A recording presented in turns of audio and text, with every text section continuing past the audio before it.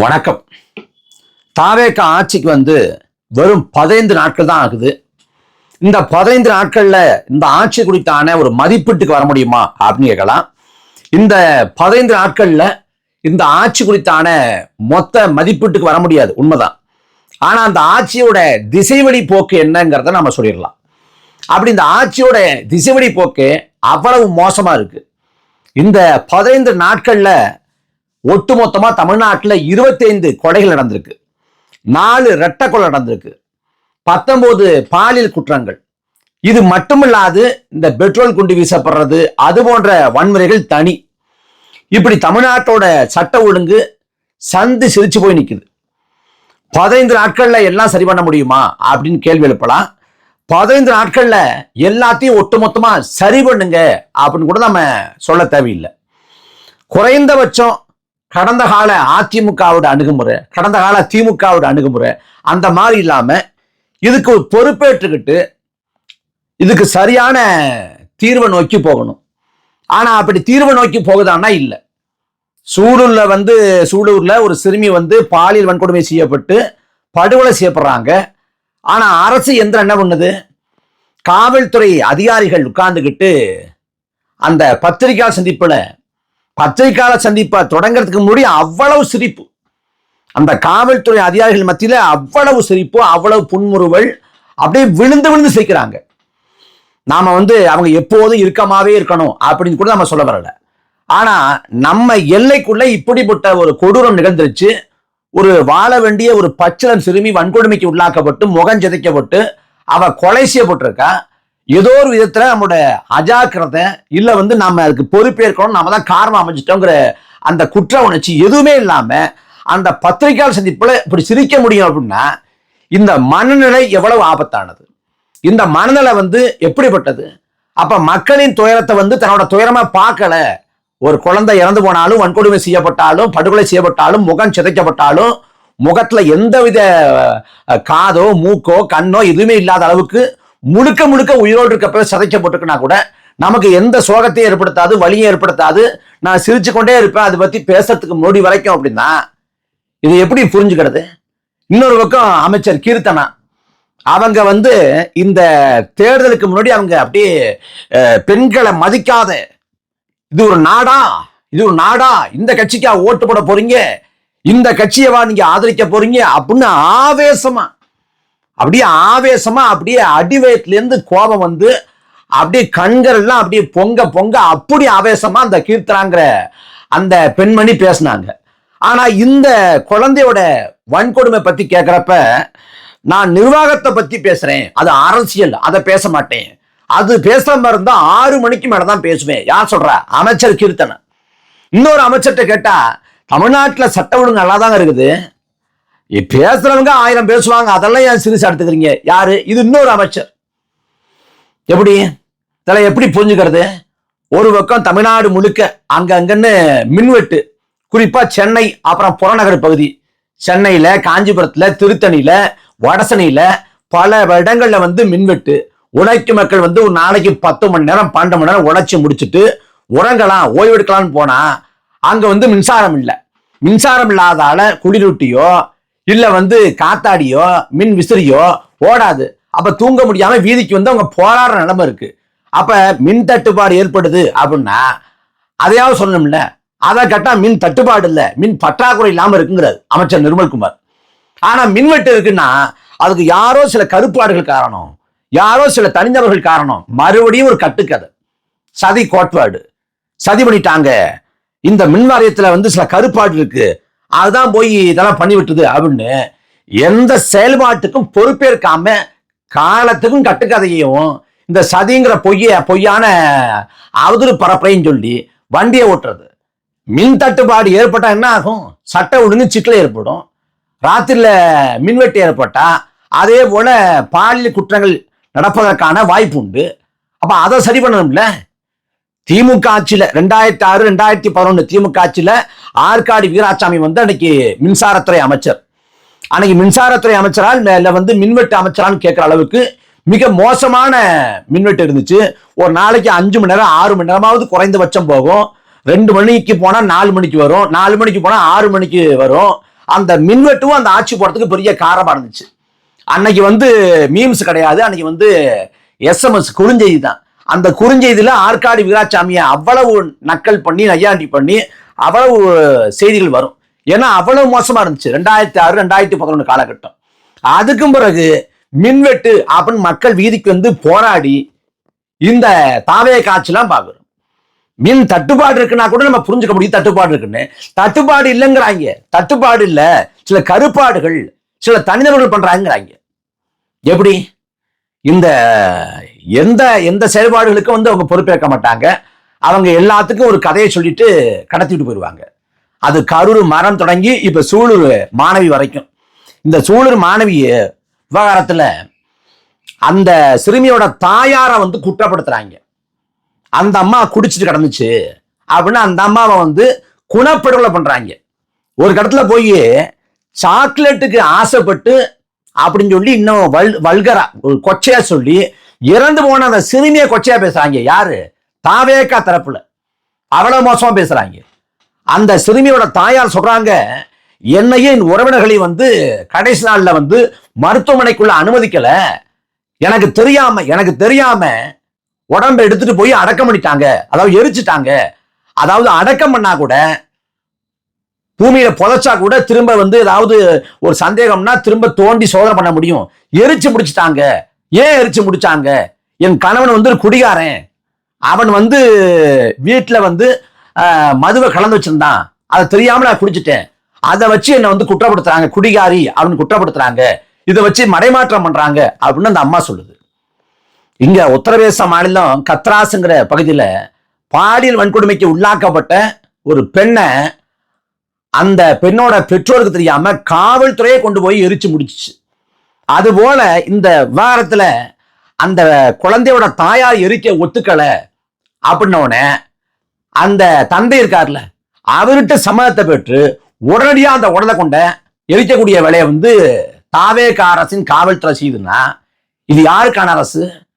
இந்த முதலமைச்சர் இருக்காருல விஜய், நான் தாய் மாமனா செயல்படுவேன், நான் அண்ணனா இருப்பேன், தம்பியா இருப்பேன், உங்க வீட்டுல ஒருத்தா இருப்பேன், விஜயா இருப்பேன் அப்படின்னு அளந்து விட்டாப்புல இஷ்டத்துக்கு. இப்ப இறந்து போனது ஒரு விஜய் தானே உங்க பார்வையில? அதுக்கு எந்த அளவுக்கு நீங்க வந்து முனைப்பு காட்டினீங்க? எந்த அளவுக்கு? அலைபேசியில் அந்த குடும்பத்தாட்ட பேசுறதுக்கே 2 நாள் போராட வேண்டி இருந்துச்சு. சம்பந்தப்பட்ட அந்த குற்றவாளிகளை கைது பண்ணவே 1 நாள் போராட வேண்டி இருந்துச்சு.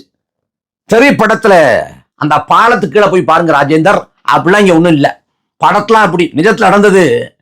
பசிக்குது டிஃபன் சொல்லுங்க ராஜேந்திரன்ங்கிறது மட்டும் தான் நடந்துச்சு. நிஜத்துல வேற எதுவுமே நடக்கல.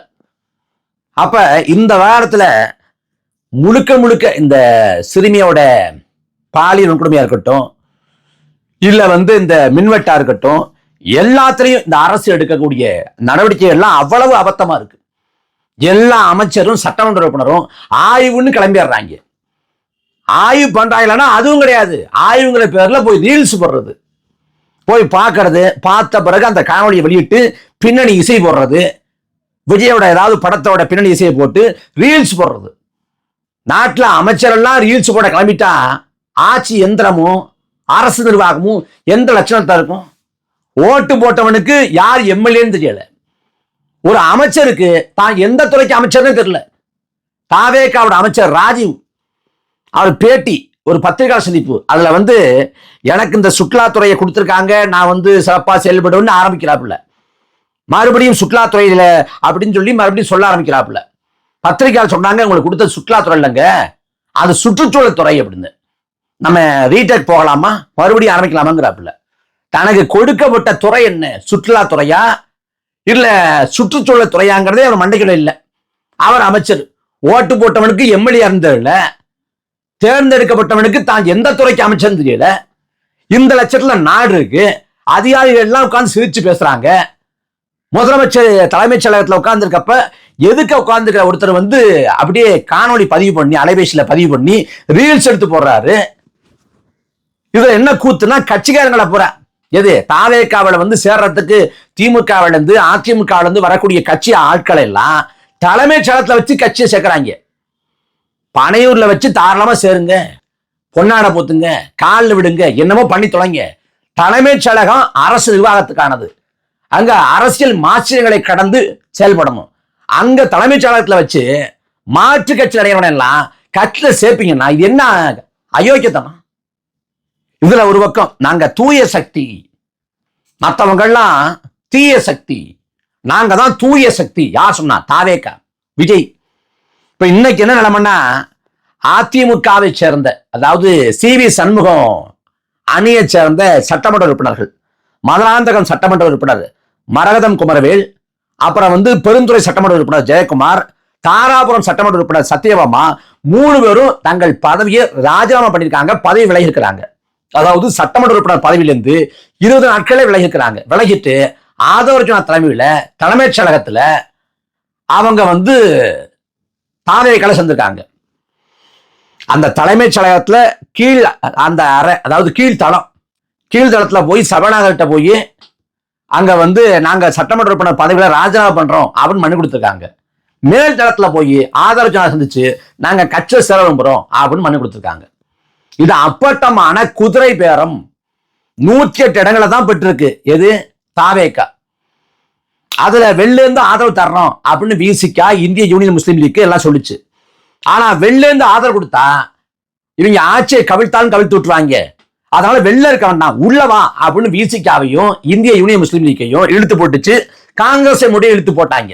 இது மட்டும் இல்லாம அதிமுகவுல இந்த சில பேர் இருக்காங்கல்ல, அவங்க எல்லாம் ஒருங்கிணைச்சு சி.வி. சண்முகம், வேலுமணி, விஜயபாஸ்கர், எம்.ஆர். விஜயபாஸ்கர் அவங்க தலைமையில ஒருங்கிணைச்சு அதிமுக அதிருப்தி எம்எல்ஏக்கள் சட்டமன்ற உறுப்பினர்கள் ஒரு குழுவை உருவாக்கி அவங்கள இந்த வாக்கெடுப்புல தாவேகாவுக்கு ஆதரவாக வாக்கு செலுத்த வச்சு ஒட்டுமொத்த எண்ணிக்கை 144 உயர்த்தி இப்ப 6 மாத காலத்துக்கு எந்த பிரச்சனையும் இல்லை. 6 மாத காலத்துக்கு இடையே இங்க அந்த பெரும்பான்மையை நிரூபிக்க சொல்லி வாக்கெடுப்பு நடத்த முடியாதுங்க சூழ்நிலை வந்த பிறகு அவங்களுக்கு அமைச்சரவை பதவி தரேன்னு சொல்லி முதல்ல வாக்குறுதி கொடுத்துட்டு அப்புறம் தர முடியாதுன்னு சொல்லி இப்ப அங்கிருந்து, அதாவது அதிமுகவிலிருந்து உடைச்சி 25 பேரை கொண்டு வந்தார். யாரு? விஜய். அது சி.வி. சண்முகம் தலைமையில, வேலுமணி தலைமையில வர்றாங்க. அங்கிருந்து ஒருத்தரா உடைச்சி இப்ப தாவேகா கொண்டு வர்றாங்க. ஏற்கனவே டிடிவி தினகரன் அவர் ஒரே ஒரு சட்டமன்ற உறுப்பினர் வச்சிருந்தார், மன்னார்குடியில காமராஜ்னு ஒருத்தர். அந்த ஒரு ஆளையும் தூக்கிட்டு போயிட்டாங்க. இதெல்லாம் குதிரை பேரம் இல்லையா? அப்பட்டமான குதிரை பேரம். அதிமுக சட்டமன்ற உறுப்பினர், அதிமுகவின் சட்டமன்ற உறுப்பினர் நான் சட்டமன்ற உறுப்பினர் பதவியை 20 நாட்கள்ல ராஜினாமா பண்றேன் அப்படின்னு ராஜினாமா பண்ணிட்டு தாவேகாவில் சேர்றான்னா அவன் பிரதிபலன் எதிர்பார்க்காம, லாபத்தை கணக்கு போடாம, காசு உடம்பு யோசிக்காம சேர்றானா? திமுக அதிமுகவில் செலவு பண்ணவன் இந்த தேர்தலுக்கு ஒரு சட்டமன்ற தொகுதிக்கு செலவு பண்ணவன் 25 கோடி செலவு பண்ணான் குறைந்தது. அப்ப 25 கோடி 30 கோடியை செலவு பண்ணி சட்டமன்ற உறுப்பினரான அதிமுகவை சேர்ந்த சட்டமன்ற உறுப்பினர்கள் அந்த பதவியை துறந்துட்டு போய் தாவேகால சேர்றான்னா பதவி ஆசையே இல்லாததுக்கு இவங்க என்ன அசோகரா இல்ல மக்களுக்காக எல்லாத்தையும் துறந்த மகாத்மா காந்தியா? யாரு இவங்க? இதை விட பெருசா லம்பாங்க கிடைக்கும் தானே போறாங்க. அப்ப இதுக்கு பேர் என்ன? இந்த அரசியலுக்கு பேர் என்ன? இது கேவலம் பிடிச்ச அரசியல் இல்லையா? இதை தாவேகா செய்யுது. கட்சி ஆரம்பிச்சு 3 ஆண்டு காலத்துக்கு உள்ளேயே செய்யுது. ஆட்சி அதிகாரத்துல 15 நாட்கள்லயே செய்யுதுன்னா இந்த கேவலத்தை புரிஞ்சுக்க வேண்டியது. டிடிவி தினகரன் விமர்சிக்கிறாரு, திமுக விமர்சிக்குது, அதிமுக விமர்சிக்குது. இந்த திமுகவும் அதிமுகவும் அமமுகவும் ஊழல் கடல்ல மூழ்கி முத்தெடுத்த கூட்டம். இந்த கூட்டமே ஒருத்தரை பார்த்து ஊழல்வாதி, குதிரை பேரம், இது அநியாயம், அயோக்கியம் சொல்லுதுன்னா அப்ப இந்த பக்கம் எந்த அளவுக்கு ஊழல் புறையோடி போயிருக்குன்னு பாருங்க. அப்ப நாட்டு மக்கள் முடிவெடுத்துக் கொள்ள வேண்டியதுதான். பேத்தி சொன்னா நான் ஓட்டு போட்டேன், பேரன் சொன்னா நான் ஓட்டு போட்டேன், மகன் சொன்னா நான் ஓட்டு போட்டேன் அப்படின்னு ஓட்டு போட்டவங்க 15 நாட்களே இந்த அளவுக்கு இருக்கு. இன்னும் முழுசா 5 ஆண்டு காலம் இருக்கு. 5 ஆண்டு காலத்துல இந்த திமுக சொல்லுவாங்க, எங்க ஆட்சியில வாழ பிடிக்கிறோன்னா உத்தரப்பிரதேசத்துக்கு போய் பாரு, பீகார் போய் பாரும்பாங்க. இப்ப தாவேகாவோட புண்ணியத்துல நாம உத்தரப்பிரதேசத்துலாம் போய் வாழ்ந்து பார்க்க வேண்டிய அவசியம் இல்லை. தமிழ்நாடு வரக்கூடிய 5 ஆண்டு காலமும் உத்தரப்பிரதேசம் மாதிரி தான் இருக்க போகுது.